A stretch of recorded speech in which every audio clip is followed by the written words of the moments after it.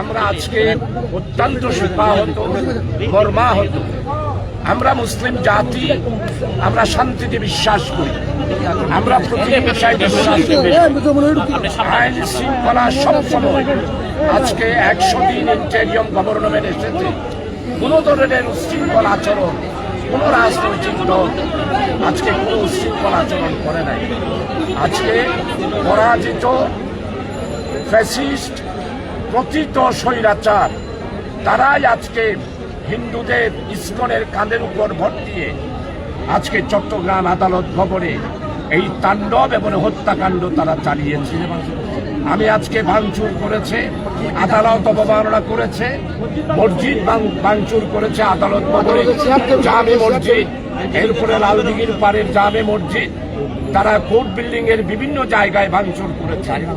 তবে এইখানে একটি আজকে আমাদের মাঝে সন্দেহ জাগছে, বিগত 18 বছরে যারা ফাঁসির কাস্টের আসামি ছিল তাদেরকে কোর্ট বিল্ডিং এ আনা হলে যেইভাবে নিরাপত্তা দেওয়া হতো, কোনো মানুষকে উঠতে দেওয়া হতো না। আজকে চিহ্নয় বহিষ্কৃত ইসকনের এই নেতা আসলো, কিন্তু সেখানে সন্ত্রাসীরা কিভাবে কোর্ট বিল্ডিং এ সমাবেত হলো, এটাই আজকে পুলিশ বাহিনীর কাছে আমার প্রশ্ন। আমি স্পষ্টভাবে আজকে আমার প্রিয়, আমার এলাকার ছেলে, আমিও সাতকানিয়া লোহাগাড়ার সন্তান, আজকে স্পষ্টভাবে বলতে চাই, আজকে রাত্রের মধ্যেই ইসকনের সন্ত্রাসী, অস্ত্রধারী এবং পেশিবাদী পতিত স্বৈরাচারের পা চাটা কুকুর যারা, তাদেরকে আজকে রাত্রের মধ্যে গ্রেপ্তার করতে হবে। এবং আজকে ইসকনের কাজকে আপনারা যেইভাবে ইসকন এইভাবে কাজ করতে পারে না। আজকে স্পষ্টভাবে বলতে চাই, সনাতনী ধর্মের নাম দিয়ে বাংলাদেশের সন্ত্রাসী চলবে না। ধর্মের নাম দিয়ে বাংলাদেশের সাম্প্রদায়িক দাঙ্গা লাগার আপনারা যে ষড়যন্ত্র করছেন, আমরা সেটা বুঝে গিয়েছি।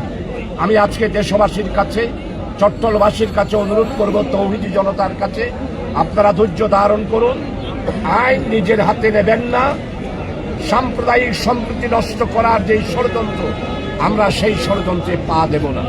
আমি আজকে দাবি করছি, ইসকনের যেই সমস্ত অস্ত্রের কারখানা, ইসকনের যেই সমস্ত আড্ডাখানাগুলো রয়েছে, সেখানে আপনারা রেড দিয়ে অস্ত্র উদ্ধার করুন এবং আমার সাইফুল রহমান আদিল খুনিদের যারা খুন করেছে, এইভাবে জবাই করেছেন নৃশংসভাবে, তাদেরকে অতি সত্বর অবশ্যই গ্রেপ্তার করতে হবে। যদি গ্রেপ্তার না করেন, তাহলে আগামীকাল আমরা বৃহত্তর কর্মসূচি দিতে বাধ্য হব।